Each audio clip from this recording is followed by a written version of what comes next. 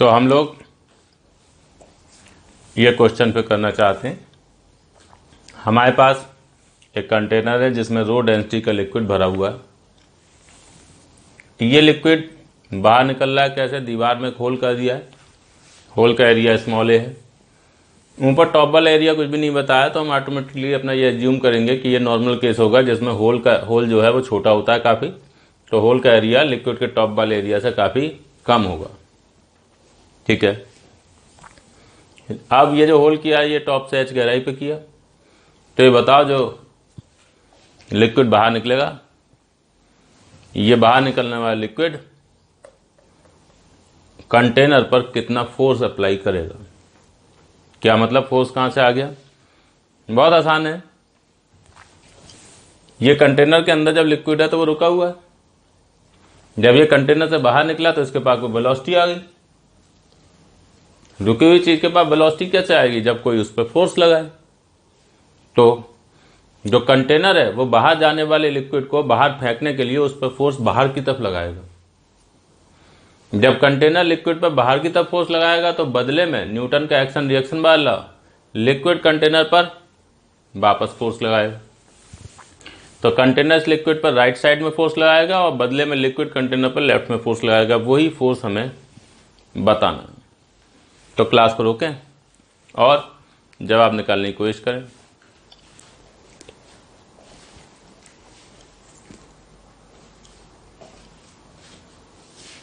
चलिए देखते हैं। सबसे पहले हमने ये बात कही कि यार कंटेनर से जो लिक्विड बाहर जा रहा है, जरा इसकी वेलोसिटी देखो कितनी होगी, रूट में 2gh। जब ये लिक्विड अंदर था तब उसकी वेलोसिटी क्या थी? 0, और बाहर निकला तो उसकी वेलोसिटी क्या हो गई? रूट में 2gh। तो लिक्विड की वेलोसिटी में चेंज हो रहा है यहाँ पर, वेलोसिटी में चेंज हो रहा है तो मोमेंटम भी चेंज हो रहा होगा। मोमेंटम बराबर मास इनटू वेलोसिटी। तो हमने कहा ठीक है, एक काम करते हैं, ये चीज यूज करेंगे, F बराबर delta P by delta T. जो बाहर लिक्विड निकल रहा है इसके मोमेंटम में टाइम के साथ चेंज का रेट निकाल लेंगे, और मोमेंटम में जो चेंज का रेट होगा वही उस पर लगने वाले फोर्स के बराबर होगा। जो कंटेनर लिक्विड पर फोर्स लगाएगा, लिक्विड भी कंटेनर पर उतना ही फोर्स लगा देगा।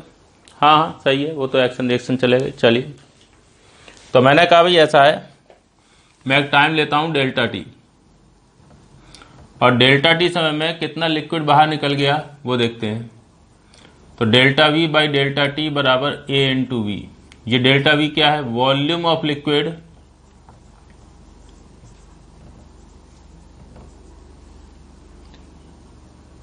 Phloem out of hole in delta T time. समझे? ये rate of flow of liquid है, volume flown per unit time. अगर लिक्विड का delta V volume delta T समय में इस होल से बाहर निकल गया है तो delta V by delta T हुआ rate of flow of liquid. और ये बात आपको मैंने बताई हुई है कि अगर ए एरिया से वी वेलोसिटी से लिक्विड निकलेगा तो वहां पर रेट ऑफ फ्लो क्या होगा? Area of cross section into velocity. ये आप पढ़ चुके हैं। तो डेल्टा वी बराबर ए वी डेल्टा टी। अब मास कितना लिक्विड का बाहर निकला वो देखो, mass of liquid flown out of hole. पूरी बात लिख रहा हूं मैं ताकि ये बात एकदम सही से दिमाग में बैठ जाए कि क्या हो रहा है, दोबारा कभी देखने की जरूरत ना पड़े। मास क्या? वॉल्यूम इनटू डेंसिटी, यानी कि A V rho delta T. सही है। अब देखो, जब लिक्विड अंदर था तब उसका मोमेंटम कितना था? P1 बराबर मास इंटू वेलोसिटी, यानी कि 0। अब बाहर निकल गया तो मास इंटू वेलोसिटी, मास ये A B rho delta T, और वेलोसिटी वो काम करूं इसको U लिख दूं यहां पर, मास इंटू वेलोसिटी। ये U 0 है तो अंदर जब था लिक्विड तो मोमेंटम 0, बाहर निकलेगा तो मास इंटू वेलोसिटी के हिसाब से ये मास और velocity A V square rho delta T. Momentum में चेंज कितना हुआ? जो लिक्विड बाहर निकला इसके मोमेंटम में change P2 minus P1 A V square rho delta T. Force क्या लगेगा लिक्विड पर? Force on liquid by container. हाँ जी, कंटेनर ने लिक्विड पर क्या फोर्स लगाया? भाई लिक्विड के लिए लिक्विड का मोमेंटम में चेंज का रेट निकाल लो। किसी भी मटेरियल के मोमेंटम में चेंज का रेट निकालेंगे तो वो उस मटेरियल पर लगने वाले फोर्स के बराबर होगा। हाँ, तो delta P by delta T कह दीजिए, तो हो गया रो ए वी स्क्वायर। अच्छा, वी स्क्वायर बराबर 2GH रखो यहाँ पर, तो 2 रो ए जी एच, ये फोर्स आ गया। अब देखिए ये कंटेनर है और ये लिक्विड बाहर निकल रहा है, तो कंटेनर बाहर निकलने वाले लिक्विड पर एफ फोर्स इधर लगाएगा, तो बदले में लिक्विड कंटेनर पर फोर्स इधर लगाएगा। ये है फोर्स ऑन लिक्विड और ये है फोर्स ऑन कंटेनर। तो कंटेनर पर फोर्स मिल गया 2 रो ए जी एच, किधर की तरफ, लेफ्ट साइड की तरफ, सही है। और लिक्विड जो बाहर निकला है उस पर फोर्स राइट में लगेगा, सही है। अंदर जो लिक्विड भरा था वो रुका हुआ था ना, तो रुके हुए लिक्विड को बाहर फेंकना है, तो कंटेनर उस पर बाहर की तरफ फोर्स लगाएगा ना, बस। तो ऐसे हम लोग काम कर सकते हैं, कुछ भी खास नहीं है, बहुत सिंपल सी चीज़ है, देख लीजिए एक बार।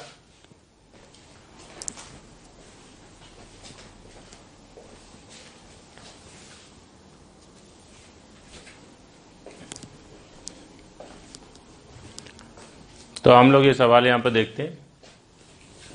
हमारे पास कंटेनर है, कंटेनर के बेस में आपने एक होल कर रखा है जिसका एरिया है 4 सेंटीमीटर स्क्वायर। सही है। अब इस कंटेनर में आप लिक्विड डाल लें, पानी डाल लो, मान लो टंकी है ऊपर खोल दी, उससे पानी गिर रहा है। पानी जो डाल रहे हैं उसका रेट दे रखा है आपको, क्या, 6 लीटर पर सेकंड। हर 1 सेकंड में 6 लीटर पानी डाल दिया जाता है इसमें। तो क्या होगा, पानी यहाँ से डालोगे, यहाँ से निकलेगा।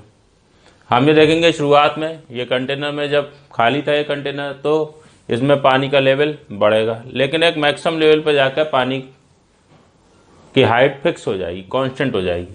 तो वो मैक्सिमम हाइट जहाँ पे जाके ये पानी का लेवल या लिक्विड का लेवल सेटल होगा, वो मैक्सिमम हाइट आपको बतानी है। जी बराबर क्या, 10। क्या करोगे, अरबी सिंपल सी बात है, अगर कंटेनर में पानी का लेवल सेटल हो चुका है तो इसका मतलब जिस रेट से पानी अंदर डाल रहे हो उसी रेट से पानी निकल रहा होगा, तभी तो पानी का लेवल फिक्स होगा। तो क्लास को रोकें और तेजी से ये जवाब निकालने की कोशिश करें।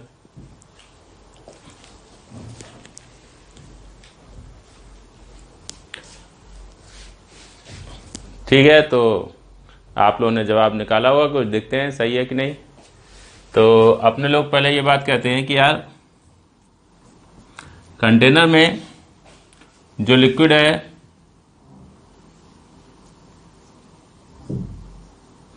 मान लो ये एच हाइट तक पहुंचा हुआ है, ऊपर से लिक्विड आप डाल रहे हैं इसमें और यहाँ से लिक्विड निकल रहा है। ये होल का एरिया क्या है, स्मॉल है, और लिक्विड की वेलोसिटी के यहाँ से निकलने की क्या होगी, v बराबर रूट में 2GH। हाँ बिल्कुल सही बात। अब अगर आप ये कहते हो कि यहाँ पर जो लेवल है वो फिक्स हो चुका है, h की वैल्यू कांस्टेंट हो चुकी है, सही है, इसका मतलब जिस रेट से लिक्विड अंदर डाल रहे हो उसी रेट से बाहर निकल रहा होगा। रेट इन बराबर रेट आउट, सही है। अंदर डालने का रेट क्या है, वो तो दे रखा है 6 लीटर पर सेकेंड, सही है। अब बाहर निकलने का रेट क्या होगा, अरे उसके लिए एरिया ऑफ क्रॉस सेक्शन जो होल का है इनटू वेलोसिटी, काम खत्म। यही तो होता है, अभी भी बताया था हमने, एरिया ऑफ क्रॉस सेक्शन को वेलोसिटी से मल्टीप्लाई कर दीजिए। ठीक, वैल्यू रखते हैं 6 लीटर पर सेकेंड, लीटर को मीटर क्यूब में कन्वर्ट करो, 6 × 10⁻³ मीटर क्यूब पर सेकेंड। 1 लीटर में 10⁻³ मीटर क्यूब होता है।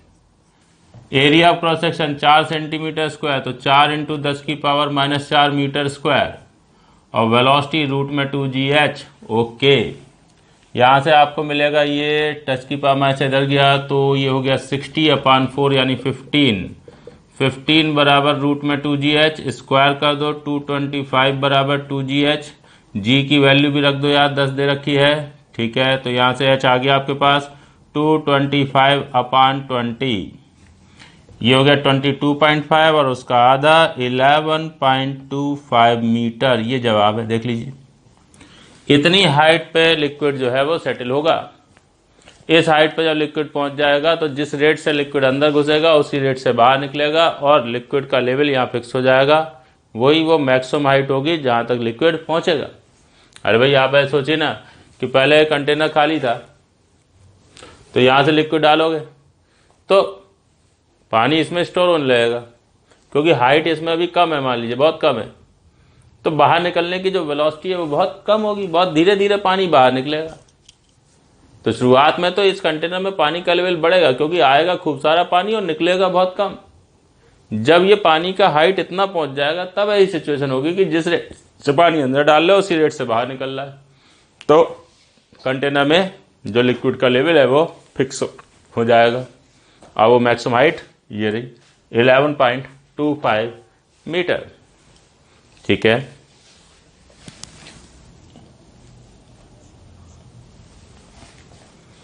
फिर हम लोग बर्नौली की इक्वेशन होती है उसका इस्तेमाल बस एक बार देखना चाहते हैं। कुछ नहीं, बस एक सिंपल सा सवाल ले रहे हैं जिसमें बस वैल्यूज रखनी है और कुछ खास नहीं है। ठीक है, ये आपने एक वर्टिकल ट्यूब ले ली, वर्टिकल पाइप ले लिया। यहाँ पाइप का एरिया है 10 सेंटीमीटर स्क्वायर और यहाँ पाइप का एरिया है 2 सेंटीमीटर स्क्वायर, और पानी जो है इसमें हम भेज रहे हैं ऐसे कर, अच्छा इसकी हाइट ये यहाँ और यहाँ के बीच में हाइट में फ़र्क है, मान लो 50 सेंटीमीटर, और इसमें पानी हम ऊपर भेज रहे हैं। यहाँ कोई पंप लगा दिया है, उस पंप से पानी ऊपर फेंका जा रहा है। ठीक है, तो पानी जो यहाँ पर भेजा जा रहा है उसका रेट ऑफ फ्लो है water, rate of flow of water यहाँ लिख देता हूँ। हाँ जी, तो वो आपका है सपोज 2 लीटर पर मिनट या 6 लीटर पर मिनट लिख देता हूँ। लो, अब आपसे एक आ गया कि यार वाटर की डेंसिटी तो हमें पता ही होती है, जी की वैल्यू 10 ले लेना, और ये बताओ कि ये पॉइंट अगर 1 और ये पॉइंट अगर 2, या ए और बी लिख दें इनको। लो भाई, ए और बी लिख दिया, तो ए और बी में प्रेशर में फ़र्क कितना होगा वो बताइए, P A minus P B, ये बताइए क्या होगा। लिक्विड यानी वाटर जो यहाँ फ्लो कर रहा है, उस वाटर में अगर तुम इस जगह पर प्रेशर देखोगे और इस जगह प्रेशर देखोगे तो उनमें डिफरेंस बताना। ठीक है, बर्नौली की इक्वेशन जो तो याद होगी, P1 plus half rho V1 square plus rho G H1 बराबर। ठीक है, तो बस उसको यूज़ करना है, जवाब निकालना है। तो क्लास को रोकें और आंसर निकालने की कोशिश करें।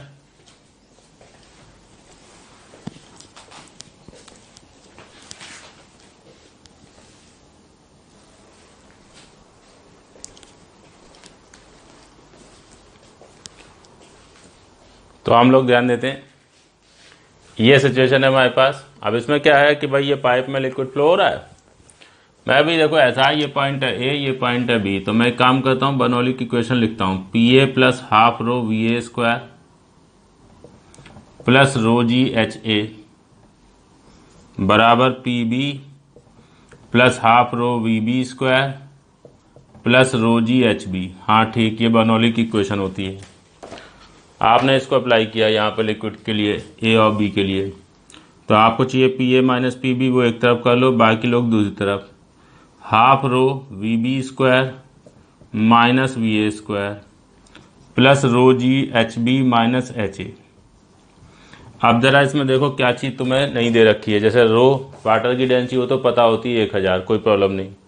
जी 10 दे रखा है, एच बी और एच ए का डिफरेंस, ये हाइट ज़्यादा है ये कम है, कितना डिफरेंस है दोनों की हाइट में, 50 सेंटीमीटर नहीं 0.5 मीटर, वो भी दे रखा है। वी बी और वी ए नहीं पता है, अगर वी बी और वी ए पता चल जाए तो हो जाएगा काम। तो यहाँ पे जो वेलोसिटी होगी लिक्विड की वो क्या है, वी बी, और यहाँ जो वेलोसिटी है लिक्विड की वो क्या है, वी ए। ये चाहिए, कैसे मिलेगी, ये दे रखा है ना, rate of flow. Rate of flow क्या होता है, area of cross section into velocity. तो रेट ऑफ फ्लो बराबर area of cross section multiplied by velocity. हाँ बिल्कुल सही बात है, पढ़ा है हमने। तो यहाँ पर रेट ऑफ फ्लो कितना है, 6 लीटर पर मिनट। इसको ऐसे लिखो, 6 लीटर का मतलब 6 इंटू 10 की power -3 metre cube per minute, मतलब 1 मिनट में 60 सेकंड होते हैं। ये देखो, ये क्या किया, ये हाथ के हाथ हमने यहाँ पर जो एसआई सिस्टम है उसमें कन्वर्ट कर लिया। ठीक है, क्योंकि आप यहाँ जो बाकी वैल्यूज़ हैं वो भी सब सब एक ही सिस्टम में रखोगे। ठीक है, तो हम MKS मीटर किलोग्राम वाला जो सिस्टम होता है, SI सिस्टम जो होता है उसको यूज़ कर रहे हैं। अच्छा, बराबर, अब यहाँ एरिया कितना है 10 सेंटीमीटर स्क्वायर, तो उसको लिखो 10 इंटू 10 की पावर -4 मीटर स्क्वायर। हाँ, और इंटू यहाँ वेलोसिटी, भाई यहाँ पर वेलोसिटी क्या है, वी ए। ओके, यही रेट ऑफ फ्लो यहाँ भी होगा, क्योंकि जिस रेट से यहाँ लिक्विड अंदर घुसेगा उसी रेट से वहाँ निकलेगा। ठीक है, तो मैंने कहा this is equal to 2 centimetre square, ऊपर एरिया है 2 × 10⁻⁻4 मीटर स्क्वायर, और ऊपर जो वेलोसिटी है वो क्या है, वी बी। अब आप इससे चाहें तो वी ए निकाल लीजिए, बिल्कुल निकाल लेंगे। ये और ये बराबर कर दीजिए, ये 10⁻³ 10⁻³ कट गया 6/60 यानी 0.1, तो वी ए आ गया 0.1 मीटर पर सेकेंड। और वी बी क्या आ जाएगा, इससे निकालोगे तो यहाँ भी वही चीज़ होगी, ये 10⁻⁻4 कट गया 1/2 यानी 0.5 मीटर पर सेकेंड। अगर आप ये निकाल चुके हैं तो वी बी आप इक्वेशन ऑफ कंटिन्यूटी से भी निकाल सकते थे। क्या मतलब, अरे area of cross section into velocity fix रहता है, यहाँ से यहाँ जाओगे तो एरिया ऑफ क्रॉस सेक्शन 1/5 रह गया, तो एरिया ऑफ क्रॉस सेक्शन 1/5 हो गया, तो वेलोसिटी इंटू 5 हो जाएगी, समझे। तो अगर वेलोसिटी ए पर है 0.1 तो बी पे वेलोसिटी इंटू 5 करके क्या आ जाएगी, 0.5 आ जाएगी।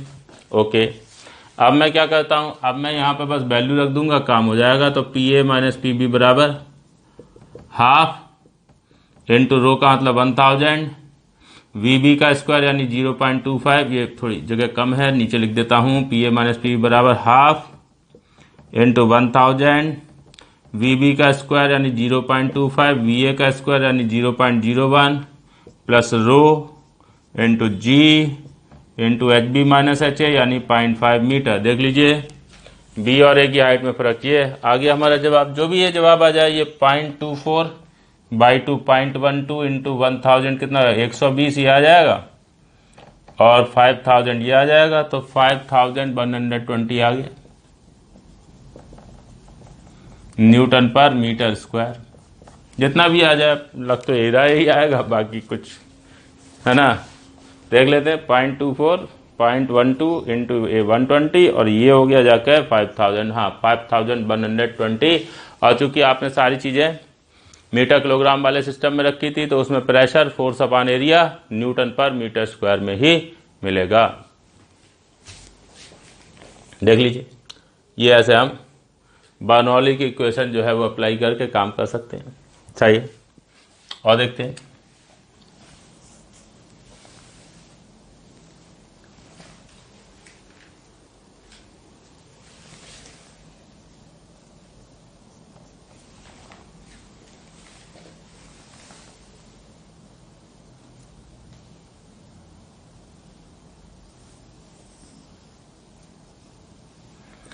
ये एक सोप सॉल्यूशन का बबल है, और इसका जो सरफेस टेंशन है वो है T। इसके अंदर एयर भरी हुई है, एयर की डेंसिटी आपको दे रखी है, और इसकी रेडियस दे रखी है। यहाँ पर इसमें एक होल है, उस होल जो है उससे एयर बाहर निकल रही है, तो उसकी वेलोसिटी क्या है ये हम जानना चाहते हैं। क्या मतलब, देखो भाई ऐसा है, आप ऐसे सोचिए जैसे एक बबल आप बना रहे हैं। बबल कैसे बनाते हो, एक फ्रेम लोगे, उसको सोप सॉल्यूशन बबल में डुबोगे, निकाल लोगे। अब इसको फूंक मारोगे, इधर से फूंक मारोगे तो बबल इधर बनना शुरू हो जाएगा। तुम यहाँ से हवा भरते जा रहे हो इधर से, और इधर बबल बनता जा रहा है। अब कभी आपने फूंक मारनी बंद कर दी, आपने हवा डालनी बंद कर दी, आप हट गए, तो क्या होगा, बबल ये बना हुआ है और बबल के किनारे पे जो है वो फ्रेम है। तो अभी तक आप जबरदस्ती इधर से धक्का मार के हवा अंदर डाल रहे थे, तो इसका साइज बढ़ रहा था, अब आप हट गए यहाँ से, लेकिन ये होल तो अभी भी बना हुआ है जिससे आप हवा अंदर डाल रहे थे। अब इसी से ही हवा बाहर आने लगेगी, तो बाहर आने वाली जो हवा है, एयर है, उसकी स्पीड क्या होगी ये हम जानना चाहते हैं।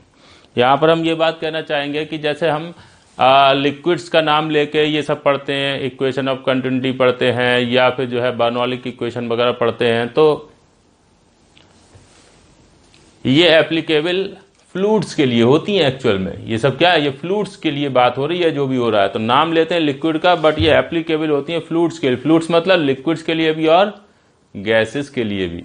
तो आप यहाँ जो एयर बाहर निकल रही है उसके लिए बर्नौली की इक्वेशन लगा सकते हैं। ठीक है, बस हाँ एक ये होता है, इसमें कॉम्प्लिकेशन थोड़ा ये है कि जैसे एयर में क्या होता है, जब प्रेशर बहुत बढ़ा दिया जाए तो एयर कंप्रेस हो जाती है, तो उसकी वजह से फिर कैलकुलेशन में बहुत अजीब से चेंजेस आने लगते हैं फिर। तो वहाँ पे हम जो है ये बर्नौली की इक्वेशन वगैरह लगाने में बड़ी दिक्कत महसूस करते हैं। बट जहाँ पर एयर में ऐसा नहीं है कि बहुत ज़बरदस्त प्रेशर बढ़ाया जा रहा है, घटाया जा रहा है, बहुत ज़्यादा एयर कंप्रेस हो रही है, एक्सपैंड हो रही है। तो अगर बहुत ज़्यादा प्रेशर में वेरिएशन नहीं है तो एयर की डेंसिटी में कोई खास फर्क नहीं आता है, तो उस केस में आप इजीली बर्नौली की इक्वेशन वगैरह अप्लाई कर सकते हैं। तो यहाँ वही है, बबल के अंदर से बाहर एयर आएगी तो कोई खास फर्क नहीं आएगा प्रेशर वगैरह में, एयर की डेंसिटी में, तो हम इसके लिए बर्नौली की इक्वेशन अप्लाई कर सकते हैं। तो बस आपको एक छोटा सा सवाल है, इसका जवाब निकालना है। क्लास को रोकें और जवाब निकालने की कोशिश करें।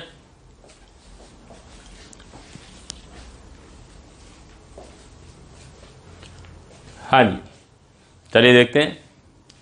तो है क्या कि भाई ये जो सवाल है इसमें हुआ क्या है कि अंदर जब एयर है तो अंदर जैसे मान लो एटमॉस्फेयर का प्रेशर कितना है, P0, तो अंदर प्रेशर क्या होगा, P0 प्लस 4T/R। ये क्या है, ये excess pressure due to surface tension है inside soap bubble.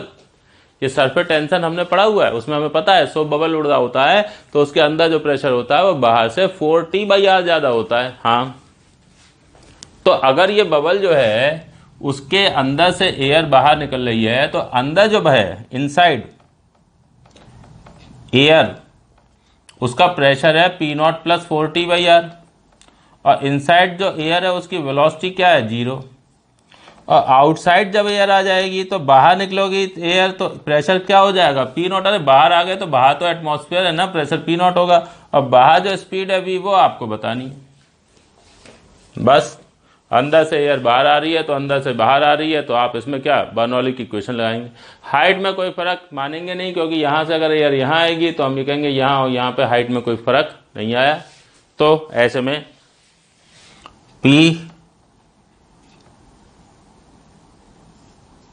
P0 plus 4T/R, ये देखो अंदर pressure, plus half rho into 0 का स्क्वायर बराबर बाहर pressure plus half rho into V का स्क्वायर। ये देखिए इसमें वैसे तो टर्म होता है H वाला भी बर्नौली की इक्वेशन में, ये वाला, बट हॉरिजॉन्टल अगर लिक्विड फ्लो कर रहा हो तो उसमें हमने बताया कि ये टर्म कट जाता है तो P प्लस हाफ रो V स्क्वायर बराबर कॉन्स्टेंट लिखते हैं, बताया कि नहीं।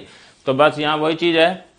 तो अंदर प्रेशर ये रहा प्लस हाफ रो इंटू अंदर वेलोसिटी 0 का स्क्वायर बराबर बाहर प्रेशर P0 और बाहर वेलोसिटी V, ये निकालनी। ये यहाँ से P0 कट जाएगा और V की वैल्यू आ जाएगी आपकी रूट में 8T/R इंटू रो आ जाएगी। अब जगह नहीं है, चलो इधर लिख देता हूँ मैं, ठीक है, यहाँ लिख देता हूँ। तो यहाँ से आ जाएगा V बराबर रूट में 8T/R इंटू रो। लो, हाँ ठीक है, हो गया काम, सही है। तो बहुत खास कुछ नहीं है इसमें, बहुत सिंपल, लेकिन ये बहुत पॉपुलर सवाल है, बड़ा पॉपुलर, बड़ा इंपॉर्टेंट, पुराना सवाल है जो कि लगभग काफ़ी जगह पर हमको देखने को मिलता है और कभी भी कहीं पूछा जा सकता है। तो इसीलिए जो है इसको ध्यान रखना होता है, ठीक है। क्या कि इसमें एयर को लेके हम बर्नौली की इक्वेशन लगाकर ये जवाब तुरंत निकाल सकते हैं। तो एक बार क्लास को रोकें और ये दोनों चीज़ें आपके सामने हैं, इनको ध्यान से देख लें, ठीक है। बर्नौली की इक्वेशन को लेकर ये ज़रूरी सवाल है जो आपको, बहुत सिंपल बेसिक सवाल है बट ज़रूरी भी है, तो आपको समझ में अच्छे से आने चाहिए। क्लास रोकिए और देख लीजिए।